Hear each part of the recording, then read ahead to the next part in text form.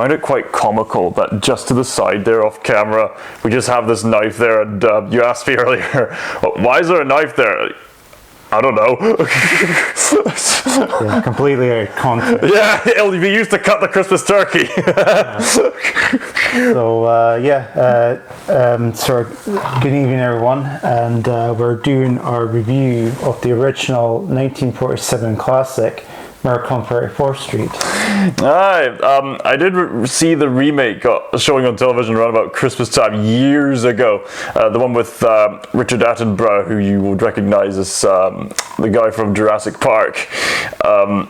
I saw the remake, and a lot of people have been saying that they very much prefer the classic. Having seen the both of them, I really don't see many issues with the remake. Maybe it's just some things were lesser quality compared to the original. With that said, I personally think that the classic and the remake are very equal in many regards, because obviously this is the established classic, and the remake actually adds in a few scenes that are actually quite meaningful, but we'll get to that when we get to that. We'll talk about Miracle on 34th Street. We decided to review this movie because neither of us had seen this version before. No, well, for me, in that I hadn't seen the original or the remake, so new experience all around. Absolutely. Not to mention, given the conditions of our channel, we're dedicated to looking into retro media. You said whilst we were watching this that you and your mother are quite fond of looking at black and white movies, and if you're a true lover of film history, then who wouldn't be a lover of these kind of movies, right? Yeah. I'd say so. There's always some unique charm in that when it comes to the golden age of movies and that you simply don't get in modern films these days. Maybe in bits and pieces, but not quite in the vast quantities that you would back then. Yeah. Exactly. Yeah, quite innocent charm to them.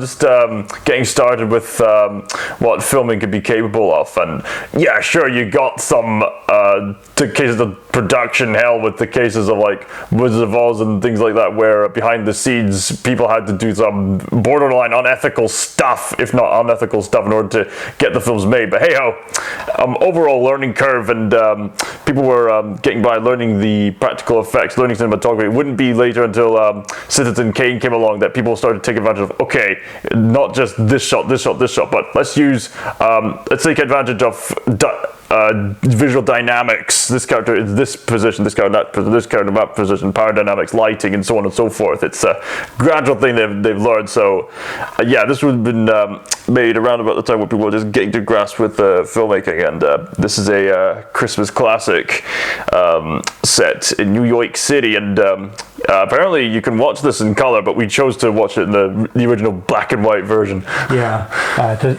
There's no point in sort of messing around with the original, even if it is just changing colour. I mean, if you want to see it in colour, fine. But I've noticed that, especially with the early uses of colour, like in Laurel and Hardy, it makes the movie seem a bit kind of static. And the thing is that they're only sort of guessing, like, guesswork in that, like would be like in that, like. I mean, I'm sure they probably tried their damnedest in that to make sure that the colours are correct to the the characters themselves and what they're wearing and that. And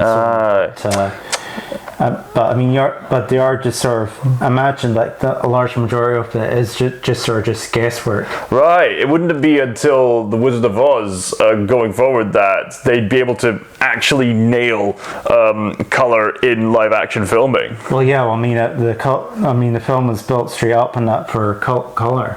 Yeah. That's why you often see Technicolor in the vast majority of end credits and just all its contributions. But anyway, what is this specific movie all about? It tells a story about this man named Kris Kringle, who decides to be the local mall Santa after replacing a failed Santa employee at a parade.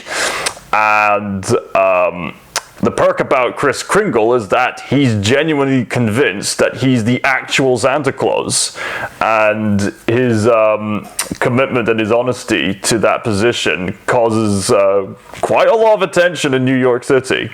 Yeah, quite the rift. Yeah. Yeah, I did also find it's quite.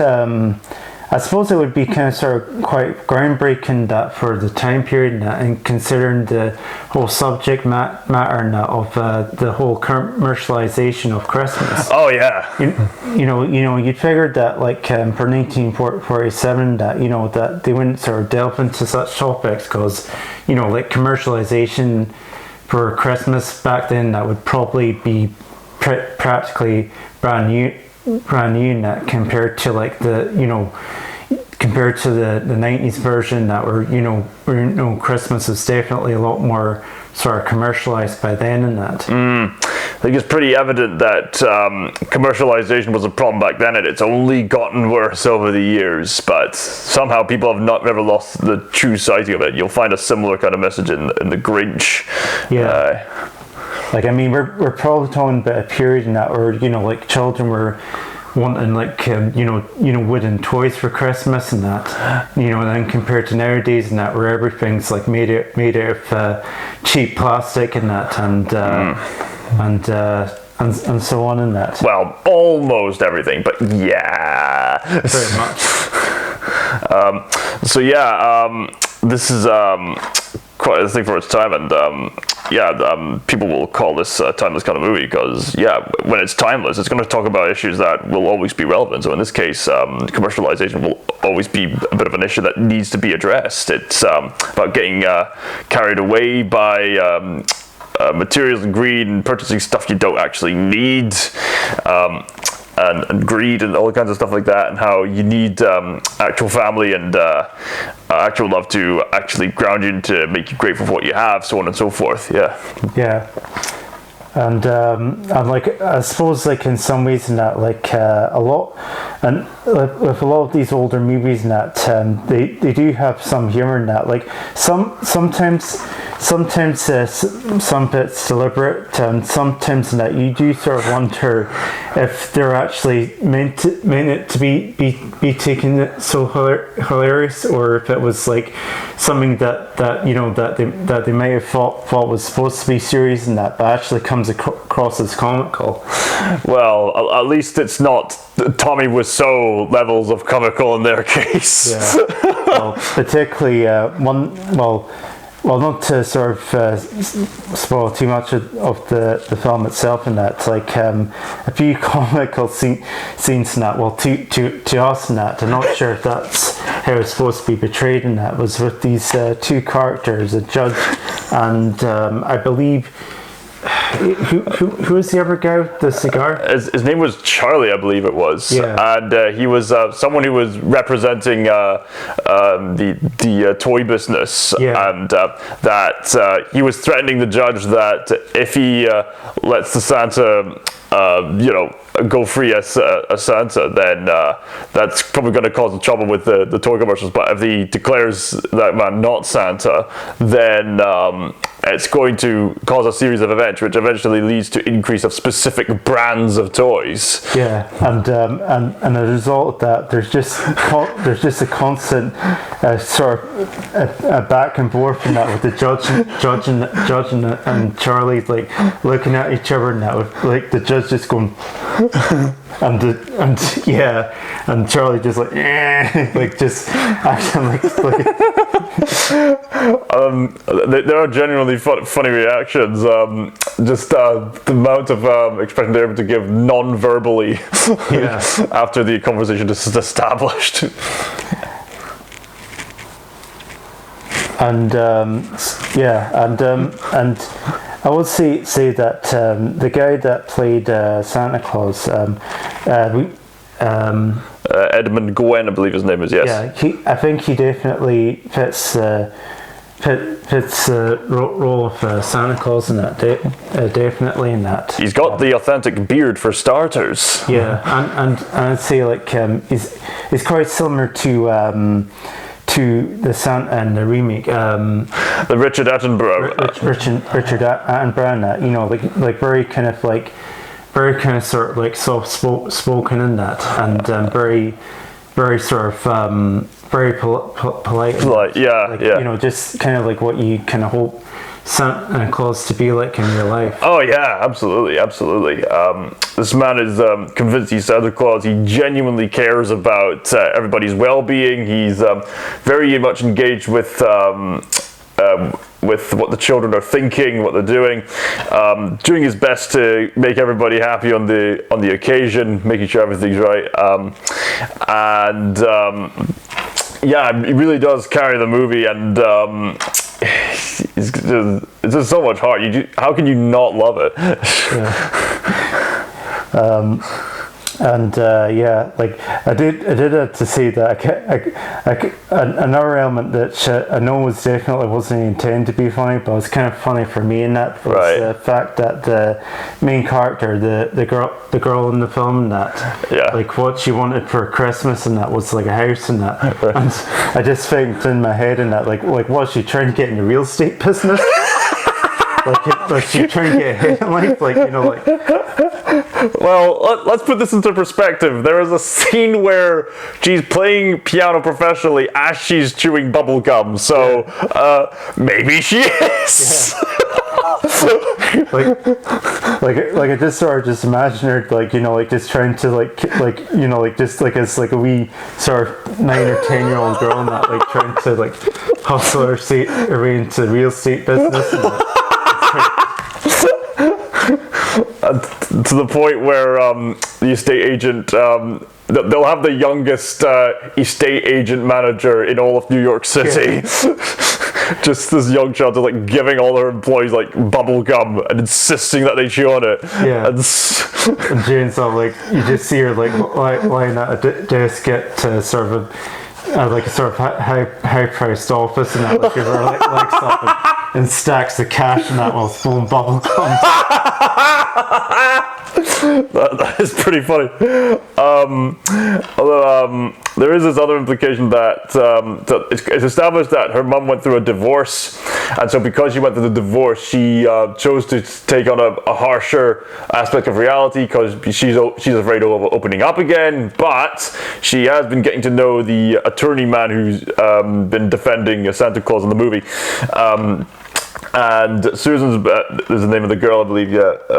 Just let me double check that it says on the back. I think the daughter's name was Susan. Yeah, trust us, we do our research. Hey, so Susan was indicating that her mom and the attorney get together. And eventually they do when they move into the new house. I think this is one of the aspects that I think the remake actually excels at, because I don't know why, but people actually prefer this movie over the remake.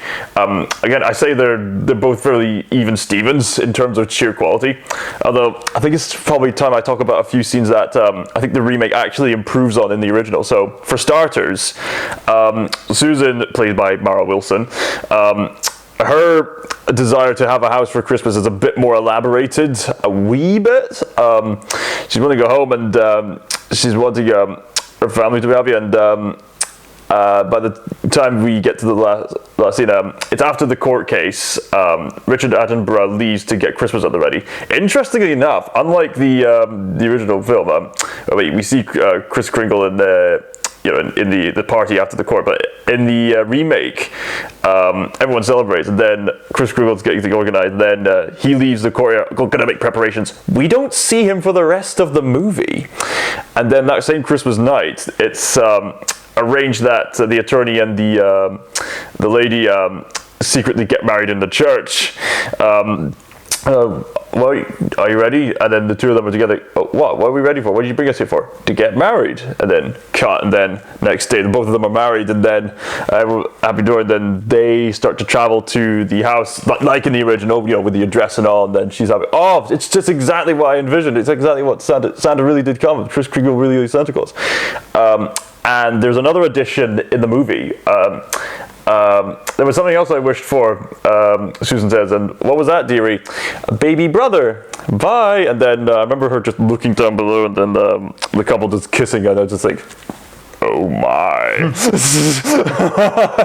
So I think, given that implication, I think I think the remake elaborated a bit more. I think what Susan was really wanting deep down inside was for her to be brought up in a happy family again, and not have her mum be so miserable all the time. Yeah. And speaking of the whole divorce aspect, that's another thing that would probably be considered like very, actually quite controversial for 1947 in that, because because divorce of any kind back then would have been really sort of like very much frowned upon back then, especially for like post-war America. Oh, right, man. I should have noticed that. I mean, obviously, nobody in their right mind would actually want to go through a divorce, but man, I should have known that.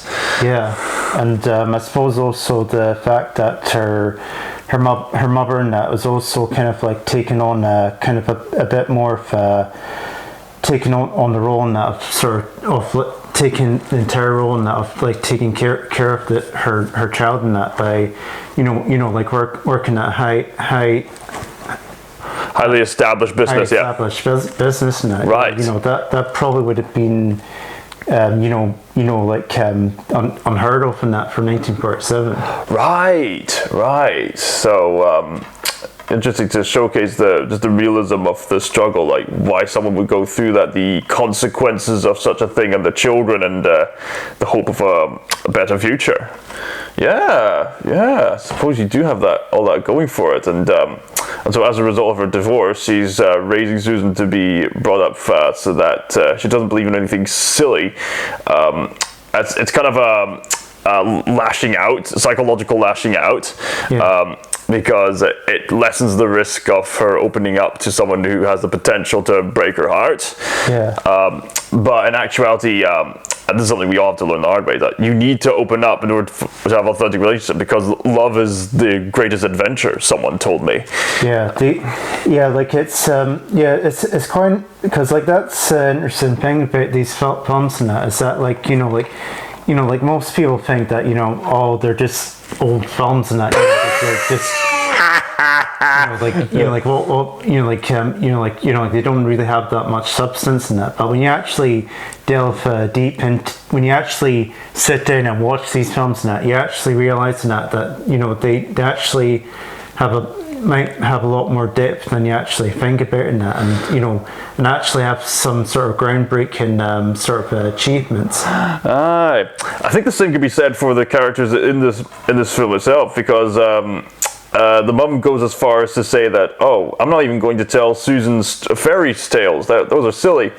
But if you actually look into academia, psychologists like Carl Jung place immense importance on fairy tales. Carl Jung actually said that fairy tales were the most enlightening stories I've ever had. Why? Because they have a lot of psychological significance about culture, about the history, about the values that can be told to a universal audience. Yeah. And then on a deeper basis, the film goes into the exact nature of belief and how sometimes we need to take a leap of faith beyond our common sense. That's the kind of standpoint that philosophers like Soren Kierkegaard most notably would take. I remember when I first heard that, I thought, what are you talking about? That is the most stupid thing I've ever heard. What kind of smart man would boldly declare that he bases his perception of reality based on subjective experience? No. You clearly have to base your reality on objective evidence. But having suffered through a mental health crisis, it suddenly began to make sense, because there are times when you can't rely on all of your mind, because if you rely on all your mind, that's going to come with the anxieties, the fears, and all the other things that go against logic, but you perceive to be real even though it's not. That's you get very heady, and you make up all these additional rules, and you try to close yourself off from people, and it just gets so much. So sometimes in life, whether it be it could be a variety of things. It could be some exam, it could be taking the car test, or cleaning something, cooking something, or anything that would involve taking some kind of risk of some kind. Sometimes we need to, or more importantly, whenever something's vague and uncertain, a lot of people cannot tolerate uncertainty. But a great sign of maturity is that even in the midst of fear and uncertainty and stuff like that, you take the step. Are you going to know what's going to happen? Not exactly, but you need to take the step, hoping for the best outcome. And hey, if you fail, you're going to learn from your mistakes, and if you succeed, great. I think that's something that this film hints at. Obviously, not to the extent that I've described it. I think if you want more films that go into taking a step of that existential capacity, that would be more seen in classic films like The Seventh Seal or Stalker. I guess this is explained in a way that a universal audience can understand. Yeah. I think it helps that this main topic matter is on Santa Claus, and contrary to what people think, yes, Santa Claus does exist. His name is Saint Nicholas. He's a real historical figure. Yeah. So, not sure what else to mention really. Like, I think there's also, I suppose, I should mention some other differences between this and the remake. In the original, the eventual breakthrough that convinces the judge to declare that Kris Kringle really is Santa Claus is the famous scene where he said, "Bring me the evidence." All right. As you wish. Yeah. Well, see, it's like, it talks about, how like that there's been letters addressed to Santa Claus and that, and about how that would technically it'd be a federal crime and that if these were like considered like sort of phony addresses and that. And therefore, like the judge asks, like, put them on my desk and that, and the other guy's like, sorry, he says, put them on my desk. And he says, as you wish. And just ask like the entire postal service and that to bring all their letters and that and just shove them onto his desk. Right, the way you described it actually makes a lot of sense. Actually, a lot of people would perceive that scene as just a tad bit on the silly side. I think. I suppose that does make sense. I suppose that would be another form of evidence for the case of Kris Kringle. In the remake, what actually gets the judge to declare Kris Kringle Santa Claus is a scene where Susan goes up to the judge, hands him this one letter, and in it is a dollar bill with a pen encircling of "In God We Trust," which gets the judge to think, and then eventually comes to the conclusion to let Kris Kringle off the hook, which is quite an interesting approach.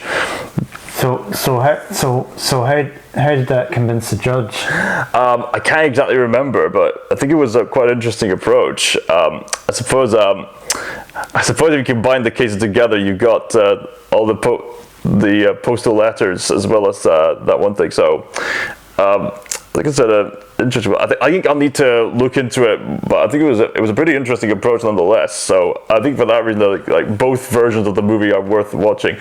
Also, you mentioned there was a Simpsons parody of that scene. Yeah, of course. Like the sort of the infamous episode in that where Homer sort of sues like the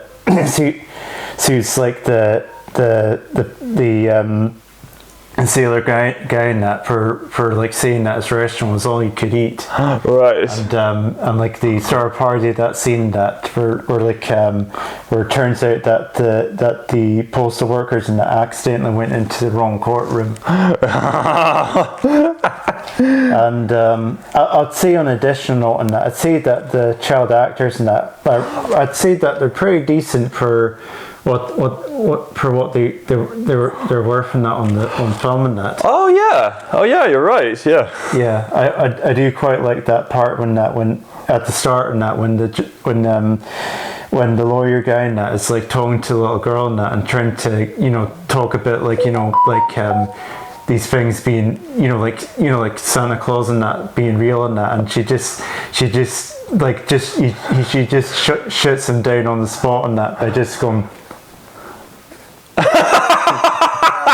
I just thought that was just brilliant, like brilliant set of acting. That like, you know, even for like lines when he's saying that, it's just fantastic direction. Yeah, you know, the sign of a good actor is when they don't even have to say anything and can just express everything just through their face. Yeah, I thought that was quite good, and yeah, so some of the comedy in that, I think it does sort of like hold up in that, like the very you know, understated kind of elements of comedy in that. You know that relies on, you know, more physical comedy. They were very much into physical comedy back in the days, especially coming out of the silent film era, where you had the likes of Charlie Chaplin and Buster Keaton making their entire careers out of physical comedy. So it makes sense that they take a hint or two from that, with the likes of Kris Kringle having to replace the drunk Santa on the spot, or Kris Kringle managing to impress Susan with the bubblegum bubble he was able to make, presumably a very big one. Yeah, which ends up bursting and going over his beard and that, which as you can imagine, as a pill beard owners and that would be quite the ordeal to go through. Yep. He apparently claims that cold air makes his beard grow out all the more. That explains Kurt Russell in The Thing. Yeah. And oh god, what else was there? I think that very much covers it really. I do have to admit for myself in that there was a brief point where I might have dozed off a little bit. So yeah, my word probably isn't quite on the same level as yours in that. I'd say I'd seen like roughly 80% of the movie in that, so you know, it's not too far off. Just enough to get the point across. Yeah. I suppose overall, I mean, this is, people are probably going to hate me for this, but I'd recommend you see both versions of the movie. You'll get some interesting insights with both of them. The remake offers a few more meaningful scenes, like allowing a bit more elaboration on what Susan meant by wanting a new home. And with the original, you get this really sweet scene where Kris Kringle manages to talk to a girl in Dutch because he doesn't understand English, which is quite clever because if I'm not mistaken, St. Nicholas himself was Dutch. Yeah. And in the remake, he has to talk to a girl who's deaf using sign language. Very sweet scene. And both of them, I suppose, in hindsight, have got pretty clever ways to convince the public that Kris Kringle is Santa Claus. With the original, it's all the letters and what you mentioned, probably a bit more sensibly than the film did, or maybe the film did describe it and I wasn't paying much attention. The legality of the addresses with all the Santa's letters managed to convince the public, and with the remake, it was the foundations of the dollar bill. There's great things to be had from both versions, honestly. So check them out if you get the chance. I wouldn't say it's controversial in that, as two fellow Spaniards once said in that, both is good. Good, both is good. both. Was that a reference to Road to El Dorado? Yeah. Yeah, I love that movie. So yeah, that wraps up our movie in that, and pretty much wraps us up for the year, I suppose. This is officially our last video for the year in that, before we come back for next year. Bear in mind in that we will be posting some more videos in that late, sort of more so down the line this year and that, and into next year and that. Well, bear in mind in that they're actually older videos that were supposed to get out at a certain point, but we never got around to it. So just bear that in mind with us in that. So I think we've certainly had some trials and tribulations as per usual in that with us and that, but yeah, we're are learning and growing along the way. Any thoughts?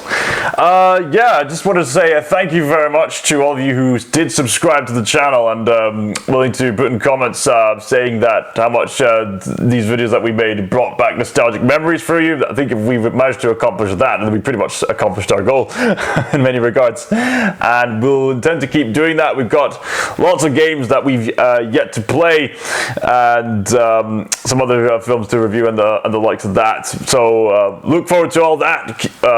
As you would have observed, we're mainly focusing on games for the PlayStation 1 and the PlayStation 2 and the Sega Saturn. Although, do keep a watch out for the times when we probably play games from the PlayStation 4 era and anything like that, yes. Yeah.